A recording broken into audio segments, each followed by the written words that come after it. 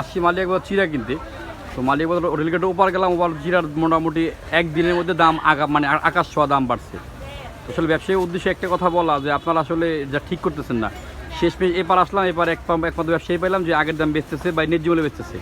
তো আলহামদুলিল্লাহ এখনও জগতে ভালো মানুষ এখনও আছে, সব কিছু মিলে ভালো মানুষ আছে। তো ধন্যবাদ, আল্লাহ পাক ওনার ব্যবসায় বরকত দান করুক। ভাই এই চিরাগুলো মূলত আসলে বা ওই রেল মানে পণ্যার্থ মানুষের দিবে, মানুষের সাহায্য করবে, কিন্তু ব্যবসায়ীরা সুযোগ পাইয়া ধামা দাম প্রতি কেজিতে 2-3 টাকা 5 টাকা 10 টাকা করে বাড়িয়ে নিচ্ছে। মানে প্রতি বস্তায় 100 টাকা করে, মানে মোটামুটি 1000 টাকা বাড়ছে প্রতি বস্তায়। এই হলে কাহিনী দেশের অবস্থা। আমরা দেশের চাই দেশটা ভালো থাকুক, ভালো সুন্দর থাকুক, দেশের এই বাজে অবস্থায় হায় ভাই। ব্যবসায়ীদের সাহায্য করে বলি ভাই, দেশের অবস্থা খুব খারাপ, ফেনী নোয়াখালীর অবস্থা খুব খারাপ।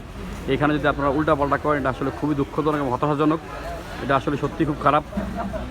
মালিবাগ রেলগেটের ওই পারে বাজার এই পারে আবার দাম কম আছে। তো এই পারে দেখলাম এই অবস্থা, যে চিরাগুলো আসলে দিচ্ছে মানুষকে সাহায্য করার জন্য, সেই চিরাগুলো আজকে রিসেন্ট করছে। এটা ঠিক না ভাই, আল্লাহ পাক আপনাদের সবাই বুঝদান করুক।